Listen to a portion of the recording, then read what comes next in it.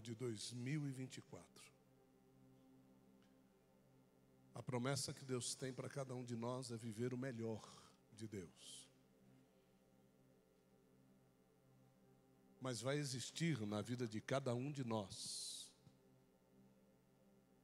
dificuldades naturais e também dificuldades espirituais, para que não se faça valer aquilo que o Eterno já determinou. Eu tenho a certeza do que Deus vai fazer. E o meu trabalho nesse ano é tentar convencer você desta verdade. A cada pregação, a cada culto, a cada reunião, em cada puxão de orelha, em cada vamos lá, vamos continuar, em cada levante-se, em cada pare. A minha função como pastor da igreja, como apóstolo do ministério, é tentar convencer você disso, embora alguns de vocês já são cheios da verdade. O que se falou aqui é verdade. Alguns de vocês não precisam de perdão. Alguns de vocês são donos do amanhã. Vocês sabem já o que vai acontecer amanhã. Alguns de vocês têm até a presunção de achar que Deus errou, de que Deus foi duro, de que Deus não fez o que devia. Nós sabemos disso. Isso tem em todos os lugares e aqui não falta. Tanto é que lá no livro do Apocalipse nós vamos ver que existem alguns no meio de vocês. Sempre tem alguns que vão dar exemplo. Sempre tem alguns que vão ser achovalhados, perseguidos, porque são exemplo. Tem outros que, para serem exemplo, eles vão fingir que são exemplo. A esses nós também não devemos não estender as mãos quando gritarem pelo socorro, de forma nenhuma. Eu preparei umas 5 mensagens para hoje. Preparava e dizia, não, agora está bom, agora está pronto, é essa. Aí passava um tempo, o Espírito Santo dizia, não é. E eu fui preparando as mensagens. Porque uma das coisas que nós fazemos, e fazemos muito bem aqui, é deixar que o Espírito Santo dirija todas as coisas. Então nós não sabíamos, eu pelo menos não sabia o script da peça. Eu não sabia o que iria ser dito, eu não sabia. O primeiro contato que eu tive com a peça foi de 10 minutos, quando eu entrei aqui para entregar as cadeiras que a gente foi buscar. E já saí rapidamente, porque vi que estavam ensaiando, para que não fosse colabado, levado de alguma forma a tentar entender, ou tentar ser direcionado por aquilo que eu vi. Eu não sou esse tipo de homem. Então aquilo que você vai ouvir aqui é fruto de uma mensagem que me foi dada agora à tarde, no 45 do segundo tempo, num jogo sem prorrogação. E eu fiquei perguntando para Deus, por que o Senhor está me dando esse texto? Agora que eu vi a peça, é que eu fui entender o texto. E Deus me levou para estudar veterinária nessa tarde. Eu fui estudar animais nessa tarde. Eu fui buscar inteligência para compreender o quanto eu fui ignorante durante algum tempo. E também ser tratado por Deus na mensagem que Ele me concedeu. Então eu quero que você preste atenção nisso. Quero que você não fique somente com a peça, que já é de grande valor.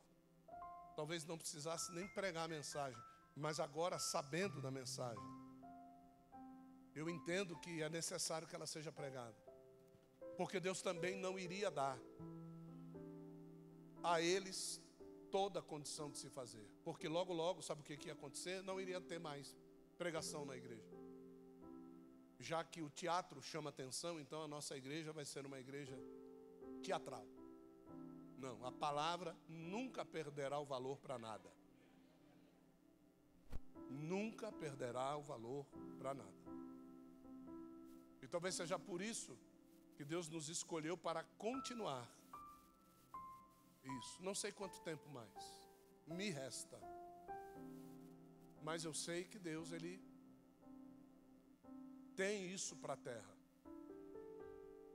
Não só aqui, existem outras igrejas que o Senhor tem visitado, assim como foi dito aqui. Mas eu quero que você entenda bem a mensagem. Vamos ao livro de Provérbios, capítulo de número 26. Quero agradecer a presença de vários irmãos que estão aqui, o Celso Cândido, da Assembleia de Deus, Walter, sem igreja, Leide Costa, da Metodista, Célia, sem igreja, mãe do Anderson, e o Vitor, também pai do Anderson, estão nos visitando nessa noite. É um prazer imenso tê-los aqui. Como vamos receber esses amados nessa noite? Sejam bem-vindos em nome de Jesus. Provérbios 26, eu quero que você vá comigo no verso de número 3.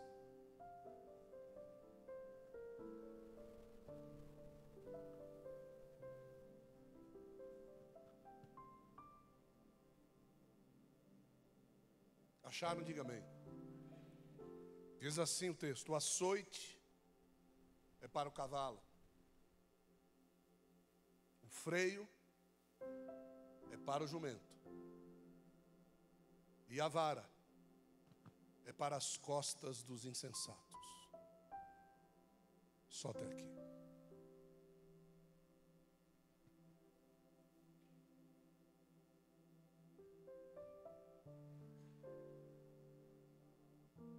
A Bíblia Sagrada, ela é cheia de metáforas. Metáfora é um artifício da língua portuguesa, também existe no inglês e nos outros idiomas. Aqui para nós chama-se metáfora. Quando nós vamos usar imagens, comparações, alegorias, vamos usar representação, vamos usar símbolos, para tentar trazer uma verdade de uma forma mais clara. A metáfora, ela nunca vai te levar à dúvida. A metáfora sempre vai esclarecer as coisas. Aqui, nesse exato texto, nós estamos usando uma metáfora com animais. Aqui vocês viram 3 animais. Diga, 3 animais. Diga assim: eu vi o cavalo, eu vi o jumento. Diga assim: eu me vi. Isso. 3 animais. O insensato às vezes somos nós. Quem aqui não foi insensato? Quem aqui não se sentiu fustigado por uma mensagem de Deus? Quem aqui não saiu daqui mais curvo do que entrou? Entrou ereto e saiu curvado. Quem? Quem já não passou por isso? Então nós vamos entender que se Deus um dia colocar freio em nós, é porque Ele está querendo nos comparar com alguém. Deus não põe freio nos homens, Deus põe freio nos cavalos. A não ser que este homem esteja tendo um comportamento literal de um cavalo, de um equino. Quem aqui já foi do espiritismo, da Umbanda, do Candomblé, da Quimbanda, sabe muito bem que lá nós temos uma categoria de homens chamados de cavalos. Para você ter ideia de como é. Nós não fomos chamados para carregar espírito nas costas. Nós fomos chamados para conter o Espírito Santo dentro de nós. Então nós não somos cavalos, nós somos vasos. Vasos formados pela mão do oleiro. E essa característica é uma característica muito clara. E eu tive que estudar esse negócio. E eu fui atrás das famílias dos grandes rebanhos. Essas famílias dos grandes rebanhos, elas têm categorias que o próprio Deus estipulou. O próprio Deus colocou isso. Se a gente for lá no livro de Gênesis, abre lá em Gênesis para mim, por favor. Gênesis 47, no verso 17, você vai ver que é interessante como é que Deus divide essas coisas. Deus, ele diz assim: então trouxeram o seu gado a José, e José deu-lhes pão. Ele deu-lhes pão em troca de cavalos, de ovelhas, de bois e de jumentos. Essas são as 4 categorias desses gados, que a gente acha na Bíblia, quando fala gado, está falando de boi e de vaca. Não. Gado na Bíblia Sagrada fala desta família dos grandes rebanhos. Esta família dos grandes rebanhos é aonde nós vamos nos apoiar a Bíblia toda, e nós seremos comparados com ele a Bíblia toda. A Bíblia todinha o homem é comparado a essa família dos grandes rebanhos. E essa família é tão interessante e tão importante que você vê os homens se desfazendo destes bens em troca de pão. É melhor viver do que possuir grandes rebanhos. Então você vê que aqui os cavalos, você vê que os jumentos, você vê que vão aparecer os burros e também vão aparecer as mulas.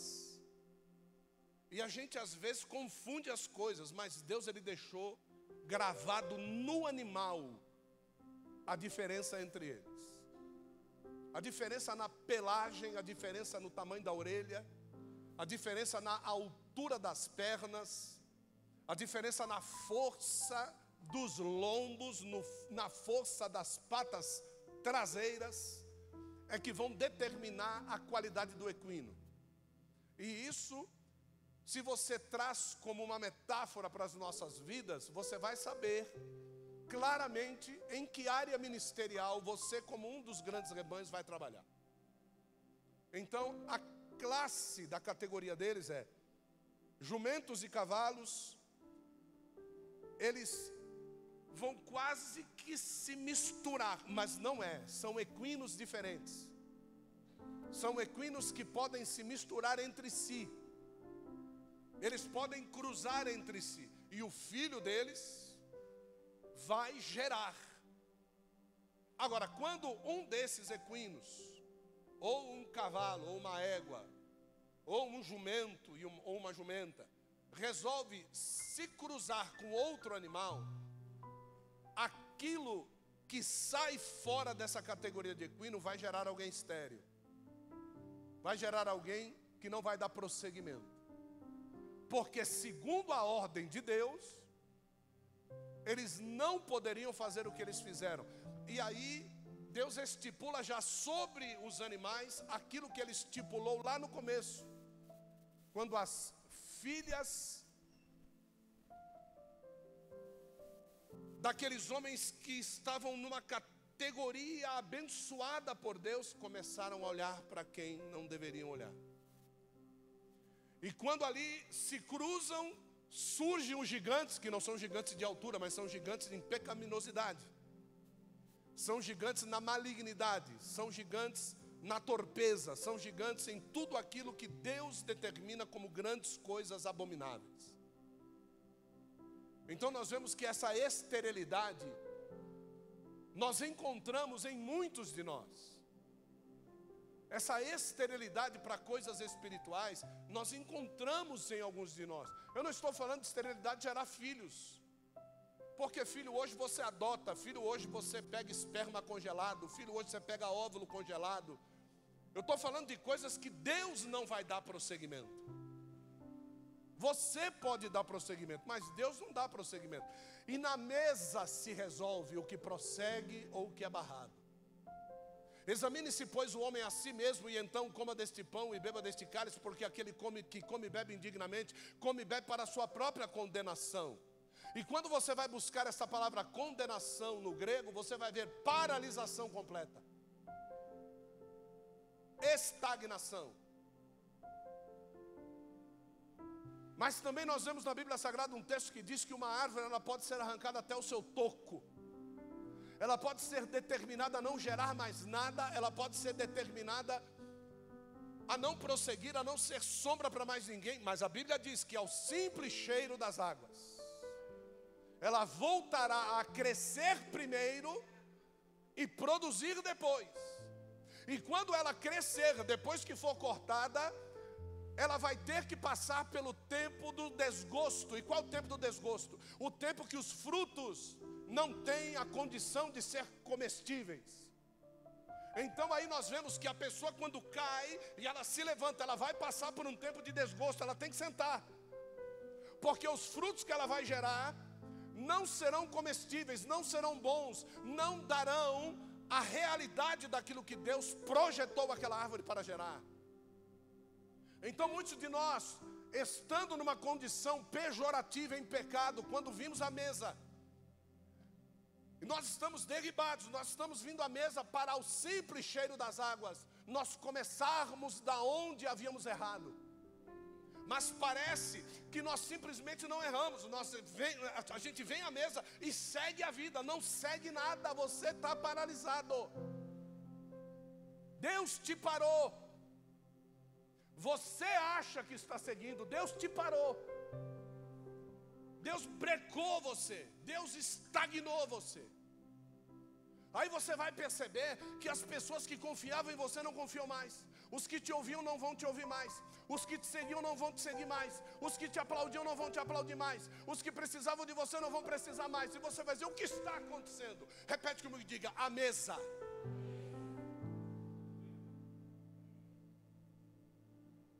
Mas eu pedi perdão a Deus. Você ouviu dele, eu te perdoo.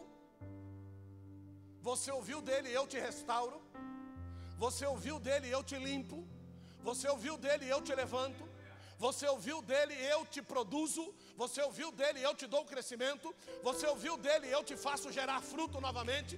Você ouviu dele, eu estou escrevendo de novo o teu nome no livro da vida. Você ouviu dele? Não, então você está estagnado.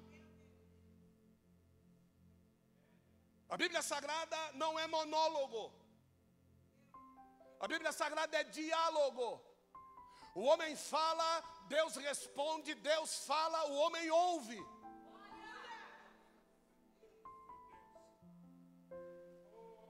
Deus fala, o homem ouve, acabou. Todos os que tiveram ter um tete a tete com Deus sofreram sérios redemoinhos. Não adianta questionar a Deus, Deus sabe o que faz, diga glória a Deus. Isso, Deus sabe o que faz. Olhe para a pessoa ao seu lado e diga, Deus sabe o que faz, meu irmão, minha irmã.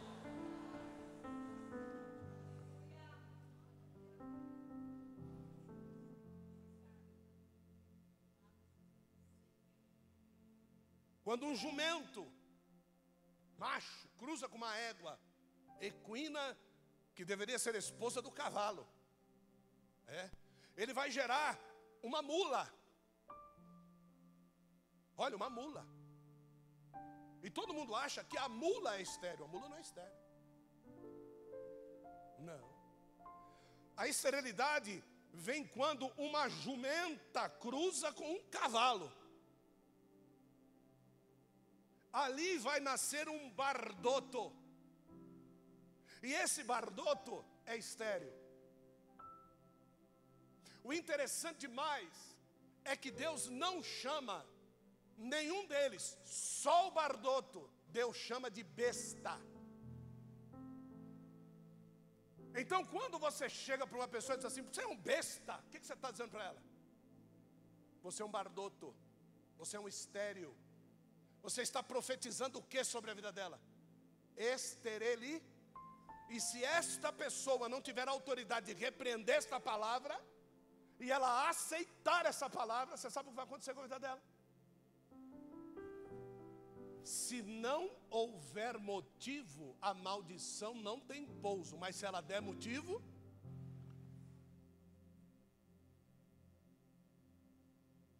então olhe para a pessoa, se ela diga assim, as suas palavras têm poder.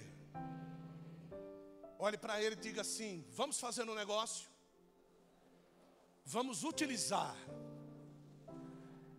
Diga, vamos utilizar este poder para nosso benefício.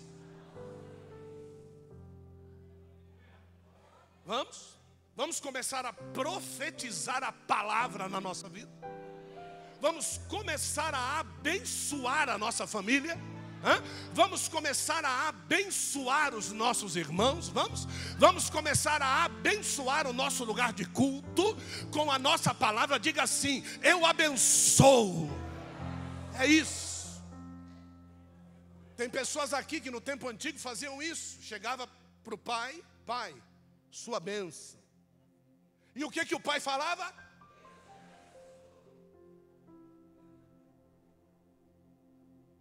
Agora, o cristão, ele não deve falar Deus te abençoe.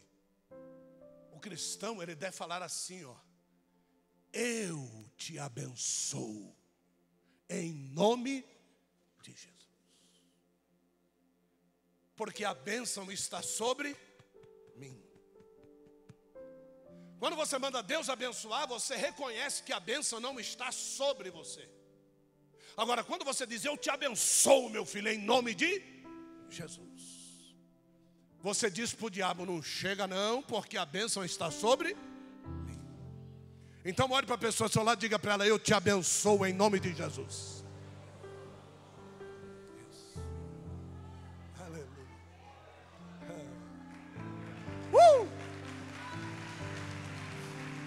Você não sabe o que aconteceu nessa tua frase aí, irmão. Aleluia. Bardoto. A hierarquia dos valores do Egito, então, isso nos diz bastante. A hierarquia dos valores do Egito é, repete comigo, diga: cavalos, ovelhas, bois e, por último, jumentos.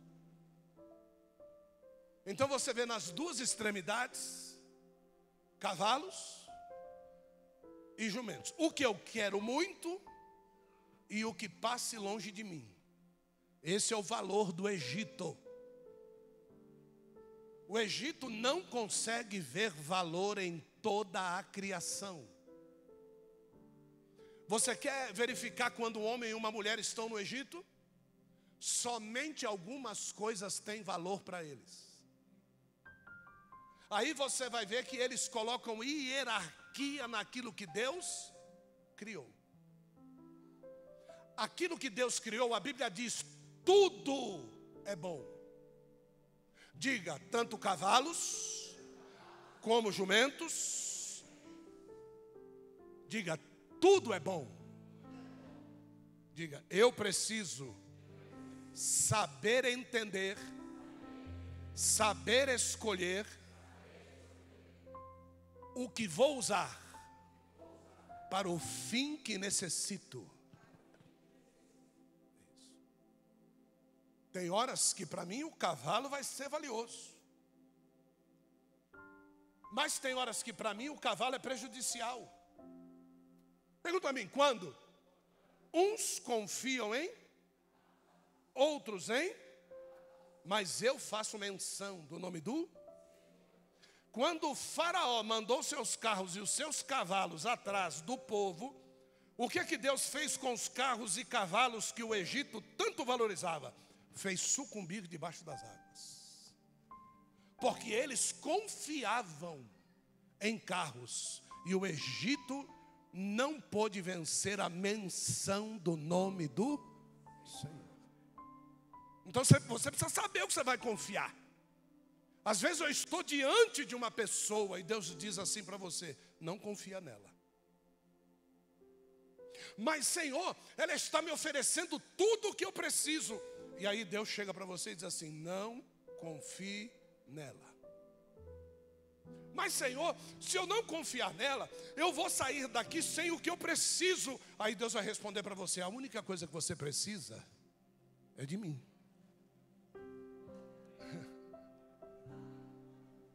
Pegou aí a chave ou não? Então a partir de hoje, lá naquela lista de projetos para 2024, faz uma lista nova e começa no número 2, porque o número 1 a partir de hoje vai ser Deus. Começa no, olha para a pessoa do lado e diga assim: começa no 2.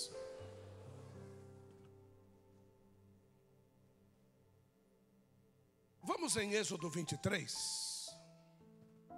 Eu já vou terminar a palavra. Semana passada tomei um puxão de orelha. Eu vou terminar a palavra, né? E depois vocês oram bastante em casa. Êxodo 23, verso 4.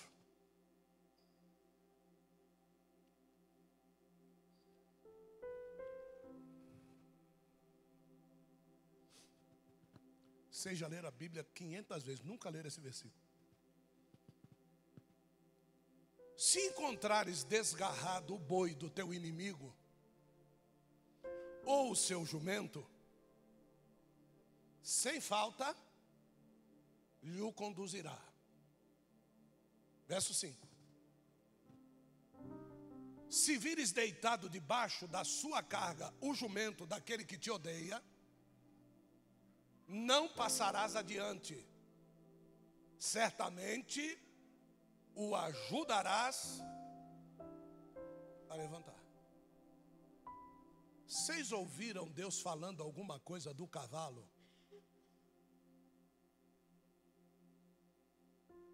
Pois é.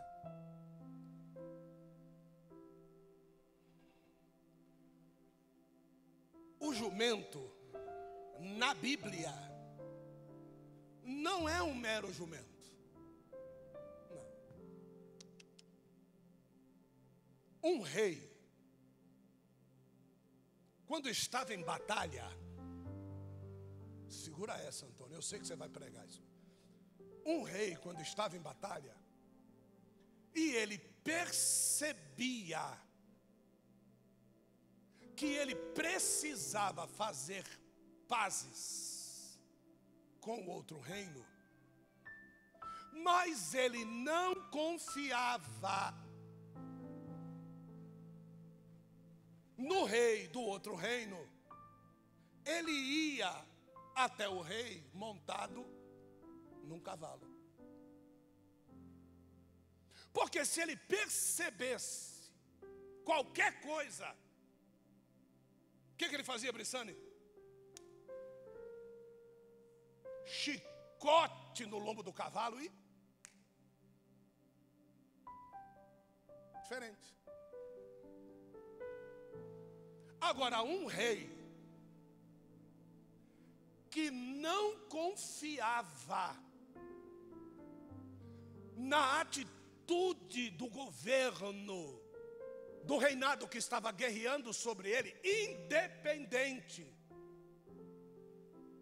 dele confiar ou não na atitude do outro rei, ele mostrava a sua índole e confiança em Deus se ele fosse montado num jumento.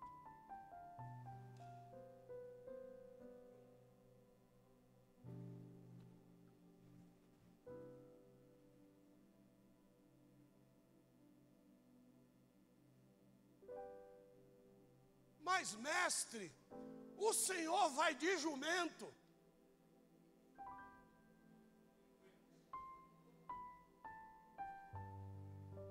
E foi do jumento que ele foi para a cruz.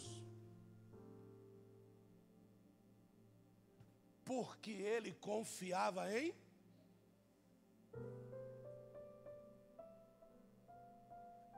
Esse caso do cavalo e do jumento é interessante. Por quê?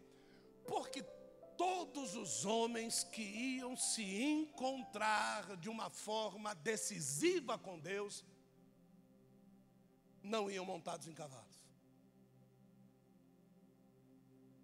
Iam de jumento. Porque independente do que Deus fosse fazer, aquilo que Deus fizesse estava bem feito.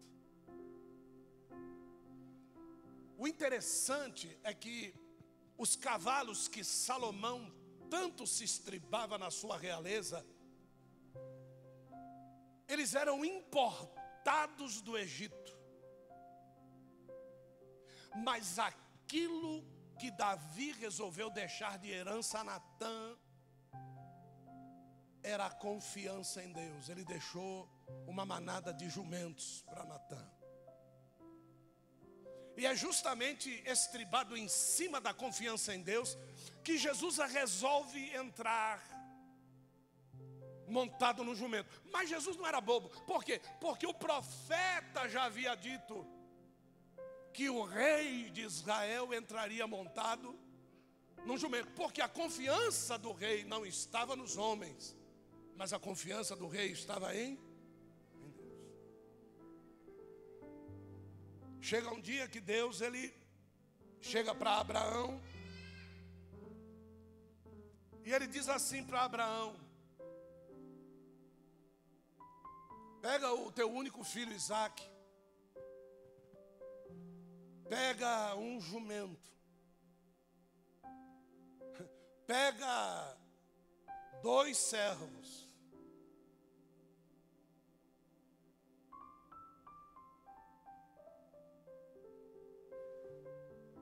Abraão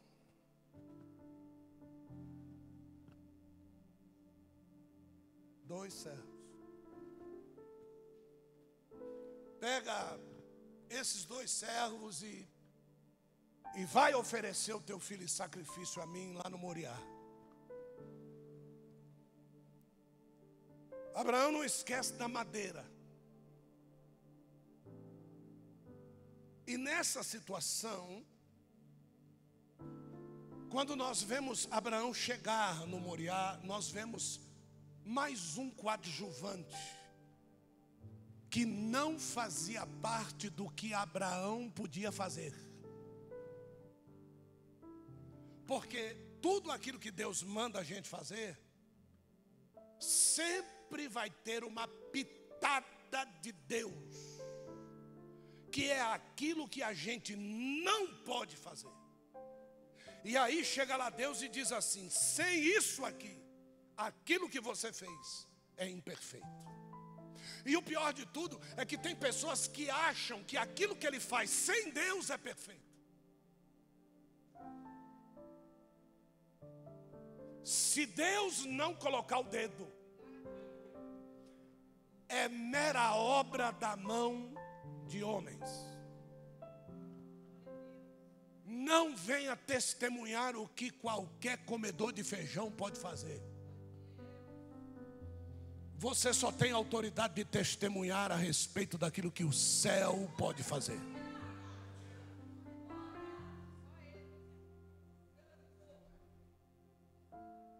Olhe para a pessoa do lado e diga: gosta de feijão?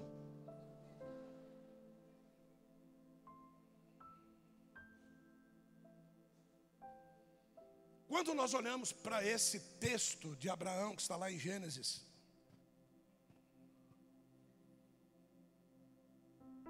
e a gente olha para Mateus no capítulo de número 21, quando nós vemos o início de tudo, quando Jesus manda buscar o jumento,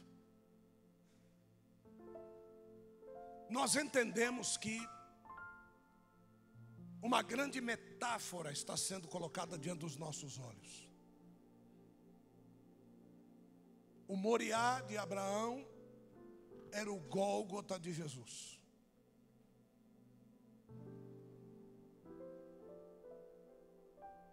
Os 2 servos, que não tem nome, mas quando Deus quis falar a respeito do servo mais idôneo, ele deu o nome de Eliezer para ele. Então não era Eliezer. Porque se fosse Eliezer, quando Deus quis dar o nome de Eliezer, ele deu o nome de Eliezer, ele ia dizer que era Eliezer. Então era 2 servos, diga, 2 servos. E que se você não tiver esses 2 servos em companhia, você também nunca terá Deus carimbando o teu testemunho.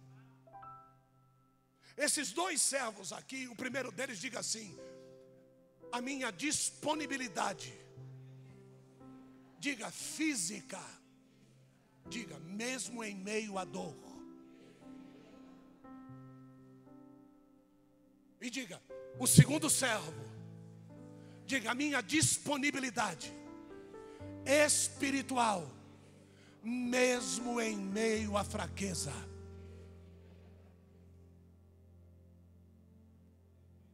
Abraão não olhou para a fraqueza do seu corpo e nem para a indisponibilidade do ventre de Sara. Mas ele foi fortificado na sua fé, dando glória a Deus. E você precisa entender que esses dois servos, por que é servo? Porque eles estão debaixo da tua autoridade. A tua disponibilidade física, mesmo em meio à dor, está debaixo da tua autoridade. A tua disponibilidade espiritual, você não precisa ficar esperando por Deus tocar você para você fazer as coisas. Está debaixo da tua autoridade. Eu vou fazer. A Bíblia manda eu fazer, eu vou fazer. O diabo não quer que eu faça, o diabo que se lasque, eu vou fazer, está acabado. São servos, precisam te obedecer. Agora, quando o diabo toma conta da sua vida, eles passam a ser o seu senhor. Não faço porque estou cansado, não faço porque está doendo, não faço porque estou em depressão, não faço porque as coisas não acontecem. Então você está com Satanás no couro. Porque se o Espírito Santo estiver em você, o físico e o espiritual estarão debaixo do teu aio. E eu posso dizer isso, porque só eu sei a dor que eu estou sentindo agora. Você sabe? Você não sabe? Eu sei. Ninguém sabe, mas não parece, porque está debaixo do meu aio. Você só mostra aquilo que você quer mostrar. E tem gente que usa desses artefatos para os outros ter peninha dele. Nós não vivemos de pena, nós vivemos de graça. A tua graça me basta. Porque ele disse, a minha graça te basta. Então quando ele diz, a minha graça te basta, o meu discurso a partir disso é, a tua graça me basta. Não é a minha dor, não é o meu cansaço, não é a minha falta de dinheiro, não é a minha falta de reconhecimento das pessoas, do que eu faço. Tudo isso é pirelha. A graça é a única coisa que eu preciso. Inclusive para chegar na mesa. Esse é o motivo da encenação teatral, a chegar-se na mesa sem a graça. A chegar-se na mesa na força do teu teatro para esconder aquilo que Deus vê. Esconder aquilo que Deus vê. Então nós vemos lá Abraão com 2 servos, e eu vejo Jesus com a sua disponibilidade física, a sua disponibilidade espiritual. Depois de ser chicoteado, depois de ser xingado, depois de ter a barba arrancada, a disponibilidade física. Depois de ser pregado, depois de ter sido levantado na terra, depois de terem tentado dar vinagre misturado com fezes para ele, a disponibilidade física de outorgar o último suspiro para dizer, a ti entrego o meu espírito.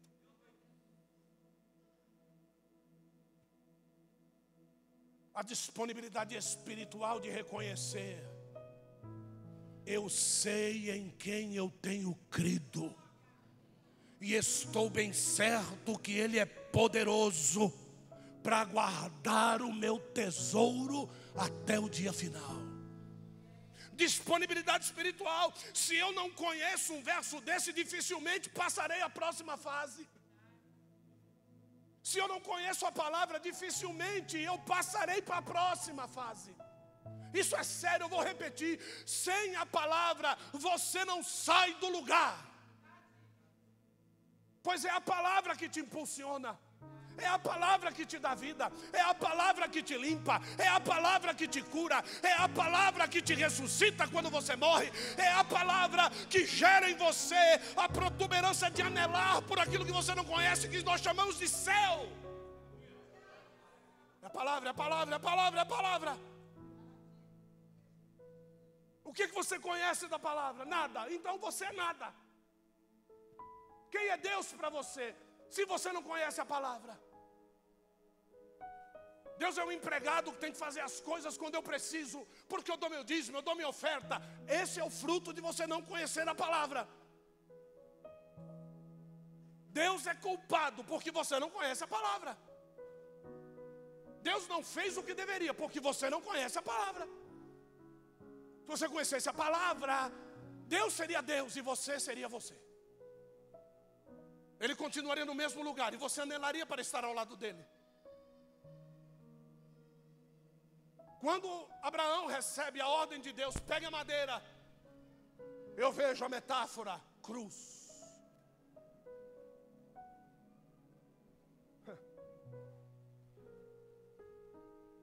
Pegue os 2 servos, eu vejo Jesus, disponibilidade física, disponibilidade espiritual.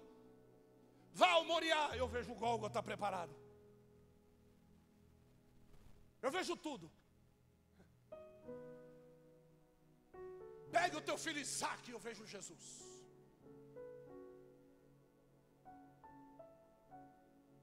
Pegue o jumento, e agora? Ah, o jumento, Jesus entrou montado nele. Não.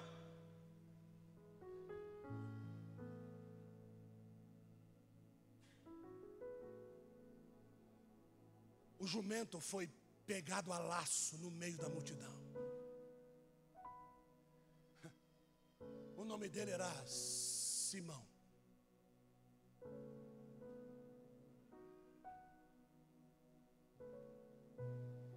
Ele é que carrega nas costas o peso. Porque todo mundo pensa que foi Jesus que carregou o patíbulo. Não. Foi Simão. E o melhor de tudo, Simão ainda tinha algo a favor dele. Porque se ele caísse, ele tinha certeza de que a palavra dizia que ele tinha que ser levantado. Se ele tivesse com carga e não suportasse o peso sobre ele, ele tinha certeza, ele será levantado. É por isso que Jesus consegue chegar onde ele tem que chegar, e é por isso que o menino também chega onde ele tem que chegar.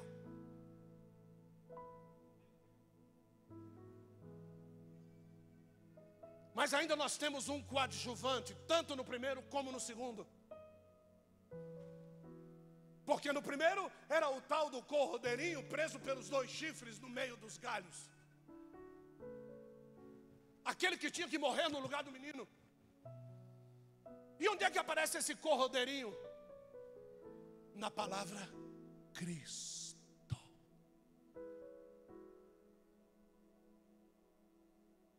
Ele sempre esteve com ele, mas ele só se manifestou na hora exata.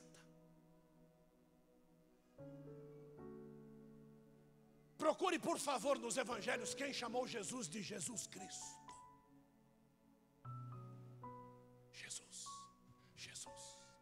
Jesus. O nome dele é Jesus.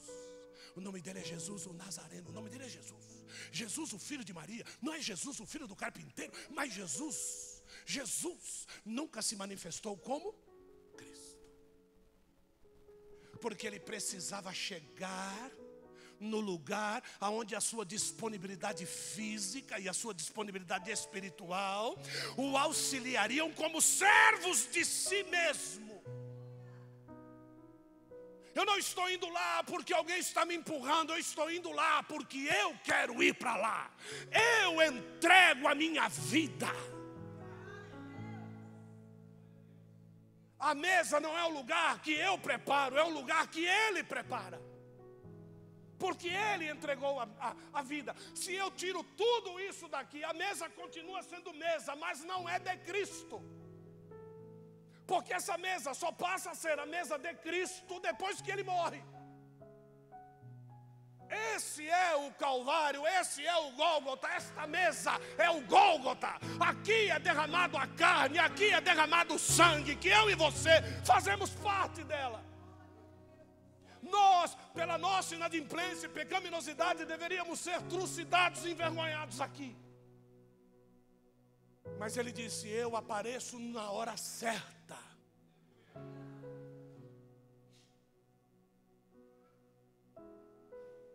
Muitos de vocês poderiam ser envergonhados hoje aqui.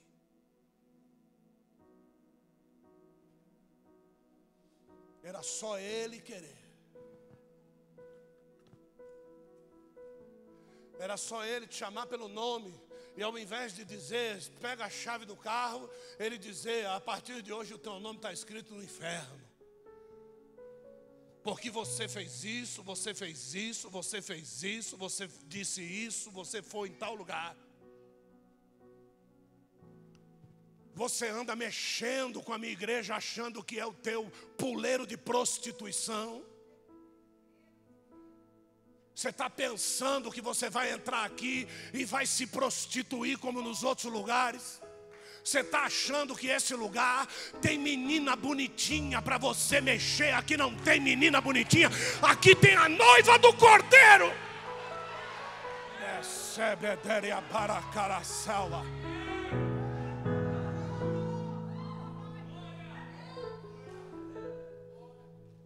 E se quiser mexer, tenta a sorte. Está filmando isso aí, né? Tenta a sorte. Não é o pai dela que vai falar com você, não, sou eu.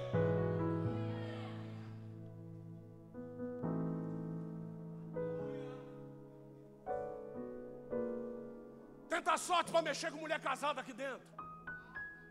Tenta a sorte para mexer com um menino que está se santificando para Deus preparar uma esposa para ele. E você vem toda arrebitada, toda cheia de saracuteamento. Aqui não é lugar de prostituição, aqui é lugar de santidade.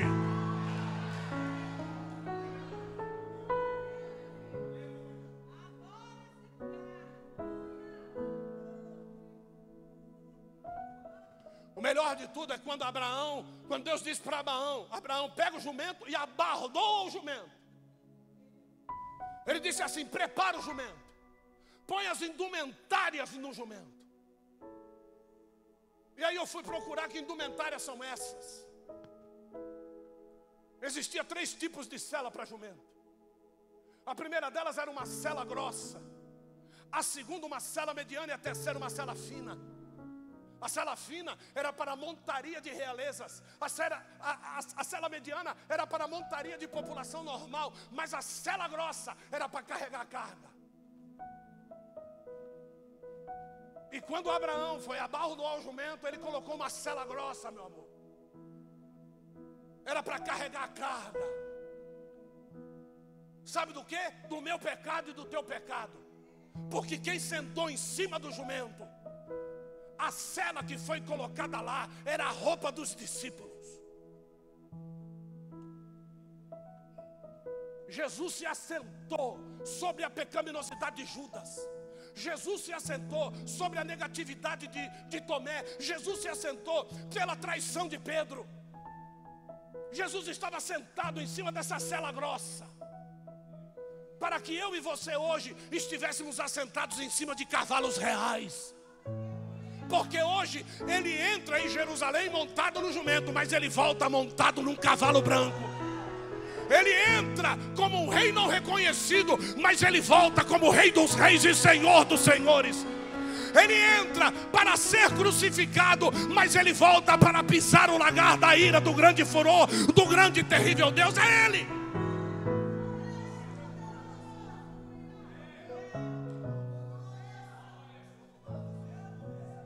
Deus não dá ponto sem nó.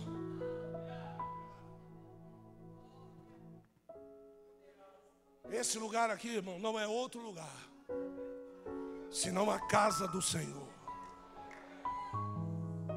Eu digo isso não com hedionda brutalidade de arrogância, não. Eu digo isso com muito temor. Digo isso porque amanhã eu posso estar num caixão e a minha última mensagem foi essa.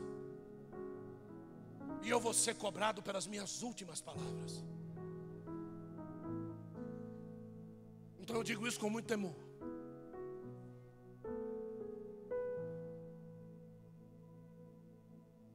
Pessoas que já foram enganadas por aí, hoje têm um ressentimento muito grande a respeito de servir a Deus, a respeito de estar dentro da igreja.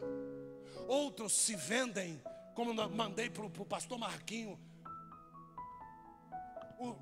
os grandes homens se vendendo por causa de dinheiro. Homens que pregam peremptoriamente, grandemente, profundamente sobre o pecado, sobre um altar de bruxaria, pregando e dando risada, falando sobre casamento quando o casamento dele é destruído. Por isso que eu digo, eu tenho muito temor de pregar a palavra. De preferência, depois que eu prego, eu fico sobre o altar, não quero falar com ninguém. Minha esposa disse: amor, você precisa descer e interagir. Você precisa descer e falar com as pessoas. Você precisa descer. Mas o meu grande medo é quando eu descer e falar com as pessoas quererem lamber. As pessoas quererem elogiar. Eu prefiro ficar longe dos elogios. A Bíblia manda eu fugir. Você pode gostar muito da mensagem que eu estou pregando. Eu prefiro que você ame ao Deus que mandou ela ser pregada.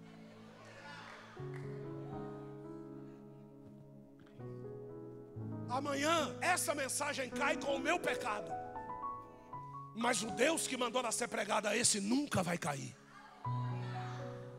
Só que você não consegue fazer a separação entre um e outro.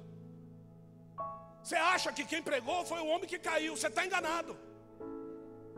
A Bíblia diz que a palavra de Deus, ela não volta vazia. Se quando eu fizer o apelo hoje, alguém levantar para cá, ela já não voltou vazia, acabou. Se a tua vida for transformada por essa palavra, quiçá que seja, ela não volta vazia.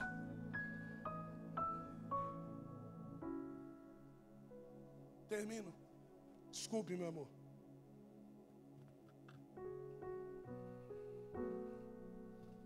A mesa.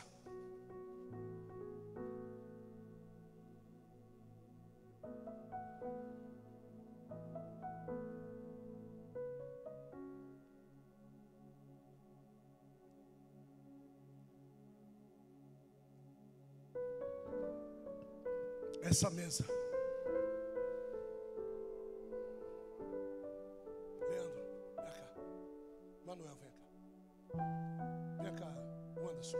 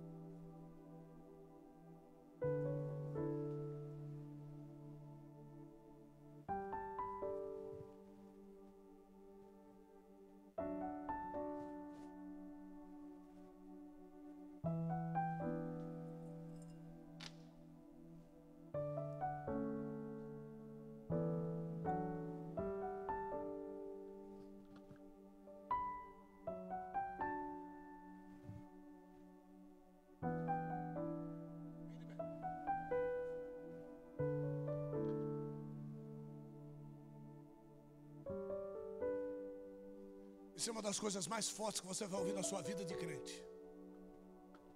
A mesa não tem significado nenhum com o Gólgota vazio. Isso aqui é o Gólgota vazio. Isso aqui é o Gólgota antes dele morrer. Antes dele subir lá.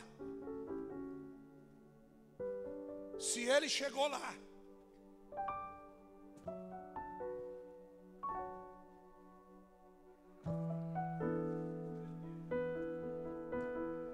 porque a Bíblia diz que ele é o pão vivo,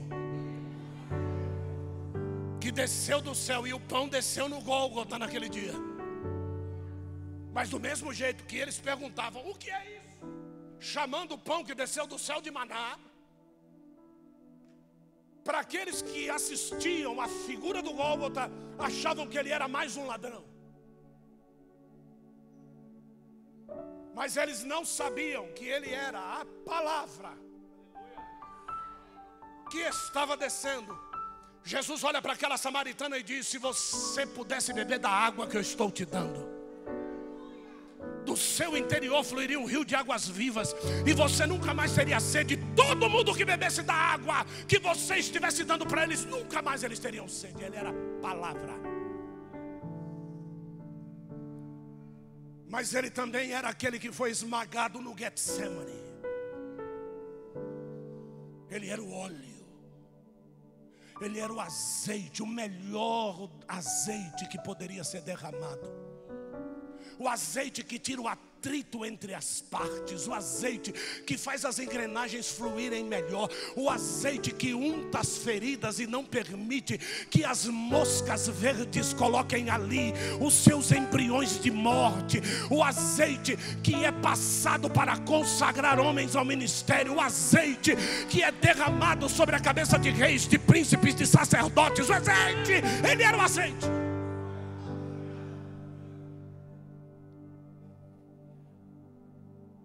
Quando ele morre,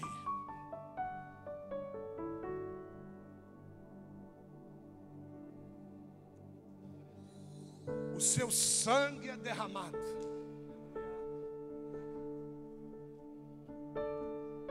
Primeiro, para ser trocado o sangue de Abel, a quantidade de uma bandeja. Mas depois, para lavar os pecados de toda a humanidade. Eu disse que vocês iam ouvir coisas que vocês nunca tinham ouvido, e eu não sabia que esses adereços estariam aqui. Mas ele fez tudo isso porque ele é luz para o nosso caminho, e ele então através disso se torna Rei dos reis e Senhor dos senhores. E é por isso que esta mesa está posta diante de nós, para que dignamente nós nos acheguemos a Ele sem medo, porque o véu foi rasgado de uma vez por todas, e agora nós podemos.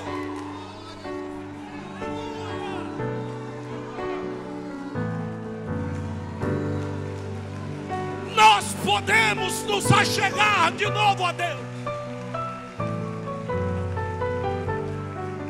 Nós podemos. Você pode, eu posso, nós podemos.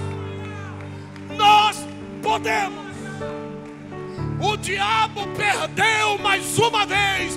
Você pode, em nome de Jesus. Aplauda Jesus com toda a tua força.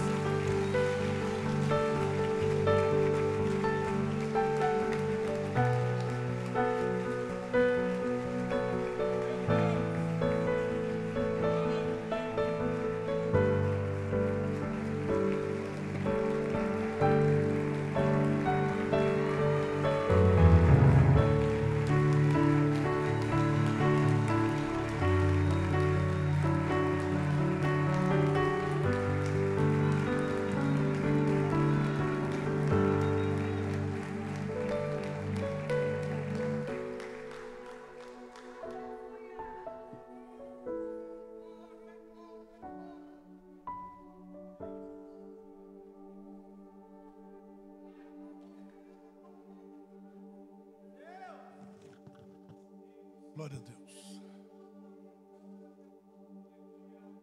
Pergunte para a pessoa do seu lado com carinho: você entendeu a mensagem?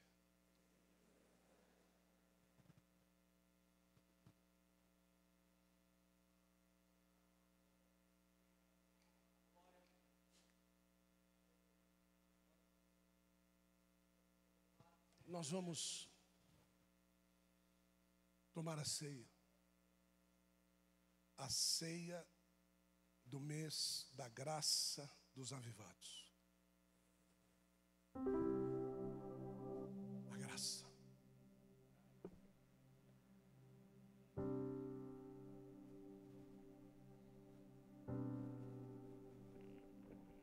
O ano apostólico é avivados, mas não extintos. Tem um verso na Bíblia lindo que diz assim: como é que pode apagar o pavio que fumega? O pavio que fumega, ele só precisa de uma ação para acender de novo.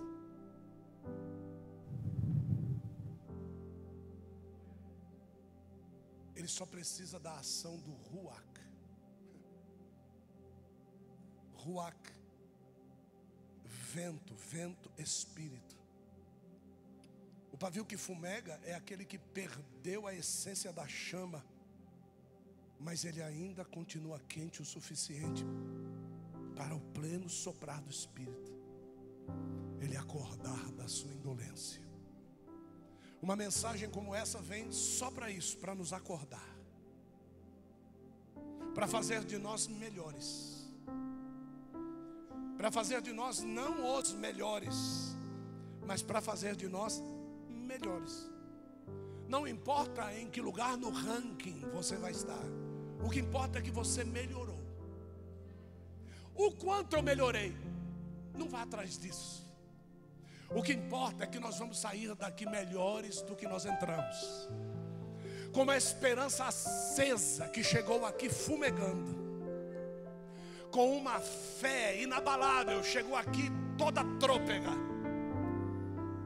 É importante demais sair daqui com um sorriso nos lábios quando eu cheguei aqui, com um rosto de menosprezo do futuro. Eu hoje estou saindo daqui melhor. É incrível. Você prepara a mensagem, você prega e você melhora pela mensagem que você pregou. Isso é que é fantástico.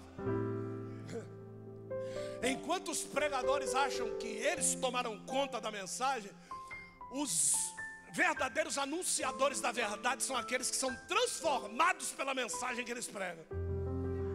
Esse é o segredo de nós sermos anunciadores de uma boa notícia.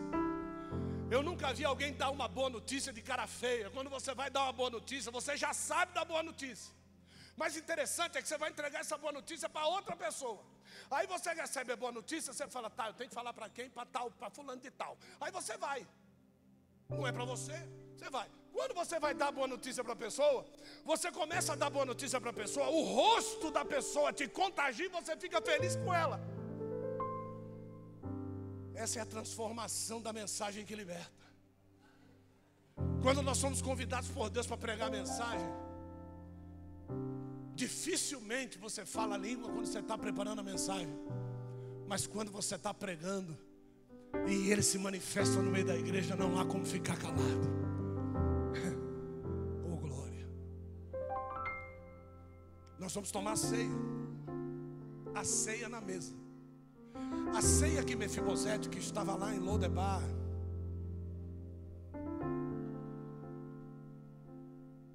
que dizia, eu não posso sentar na mesa. E Davi não deu nem ouvido para ele. Porque se tem uma coisa que Deus é sábio em fazer, pergunta para mim, Jair, o quê? Não dá ouvido para a besteira que você fala. Você já pensou se Deus fosse ouvir todas as besteiras que você já falou? Sabe quantos de vocês estariam aqui? Porque você já pediu para morrer pelo menos umas 10 vezes nesse mundo.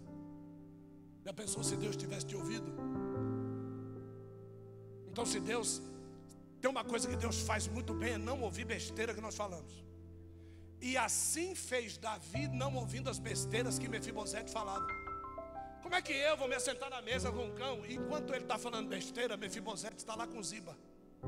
Ó, todos os bens de Saul eu estou restituindo para a vida desse nó cego aí, ó. E você vai tomar conta, tá? De tudo. Faça multiplicar, tua família viva do resto.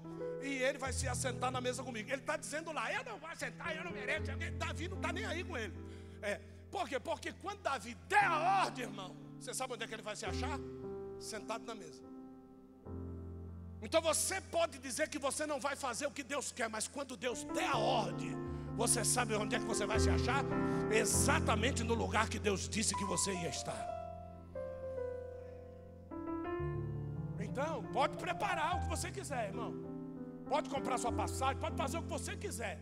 O dia que Deus disser, pá, você vai se achar exatamente no lugar onde Deus mandou você estar.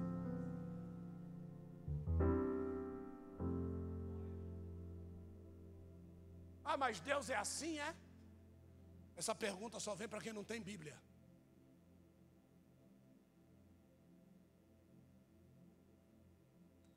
Quem tem Bíblia sabe. que o arrependimento de Balaão entrou por um ouvido e saiu pelo outro. Ele disse: pode deixar, Deus, eu não vou não. Você vai agora. E Balaão se achou exatamente no lugar que ele havia dito para Deus que ele não ia. Sejam poucas as suas, porque você, sendo homem, está na terra, e o Deus que é o Criador está. Nós vamos tomar ceia.